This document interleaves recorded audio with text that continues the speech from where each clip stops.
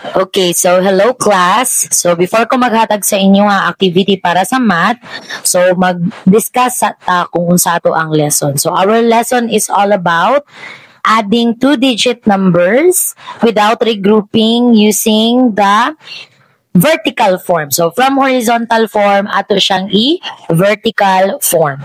Okay, so when we say horizontal, it means pahigda. Okay, so ingon ani ang naong sa horizontal. When we say vertical, ingon ani pod ang iyahang posisyon. So patindog. Okay, so kung sa number sentence pa na siya, for example natay 31 plus 42, inana siya pag horizontal, pag vertical nakapatindog pod. Okay? So kinahanglan nato i-vertical na siya kay mas dali na to makuha ang sakto nga tubag pag naka-vertical. So, ingon ani ang nahitabo atong nakapahigda nga 31 plus 42. So, ang 31 plus 42 nga nakapahigda, ato siyang gipatindog. So, muna ang posisyon niya sa 31, ang plus, ang 42 ug ang equals lahi na iyang porma. So, ingon ana pag mag-vertical form ka. Okay? So, let's remember nga pag mag-vertical form, ang ones nga digit nakatungod yun na siya. Straight na siya. So, sa 31, ang ones is ang 1.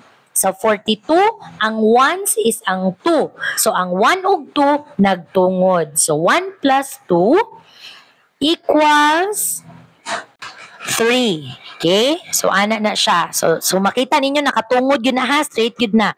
Then, ang mga tens na pod ang ato ang i-add. So, sa 31, ang tens is ang 3. Sa 42, ang tens is ang 4. So, 3 plus 4 equals 7. Okay? So, 31 plus 42 equals 73. So, another example na sadta. So, naatay 72 plus 26 nga nakapahigda, horizontal form. So, atoa siyang patindugon, i-vertical form na to siya. So, again, magtungod ang mga ones. Okay, so sa 72, si 2 ang ones. Sa 26, si 6 ang ones. Sa place value nila. So, 2 plus 6 equals 8. Okay? So, next na po natong i-add ang mga tens. So, diri sa 72, ang tens is ang 7. Sa 26, ang tens is ang 2. Okay? So, muna nagtungod si 7 ug si 2. Straight silang duha. So, 7 plus 2 equals 9. So, 72 plus 26 equals 98. Now, nanapod tayo another example. So, diri is 64 plus 34. So, ang mga ones diri is ang 4 para sa 64 ug ang 4 sa 34. So, magtungod na sila. So, 4 plus 4. So, 4 plus 4 equals 8. Okay. Tapos, i-add na po na to ang mga tens. Si 6 ug si 3. So, 6 plus 3 equals 9. So, 64 plus 34 equals 98. So, always remember, pag mag-add ta og 2-digit gani nga numbers, mas maayo nga atoa gyud siyang i-vertical form. Ipatindog gyud nato siya. So sa 64 plus 34, kung ipatindog nato siya, dapat magtungod gyud ang mga ones. So sa 64 ang ones kay 4, sa 34 ang ones kay 4 pod. So magtungod gyud na silang duha. Straight gyud na sila. Okay? Then okay, mo na siya. Then, ang atoan na pong i-add next is ang tens. Dapat nakatungod pod na.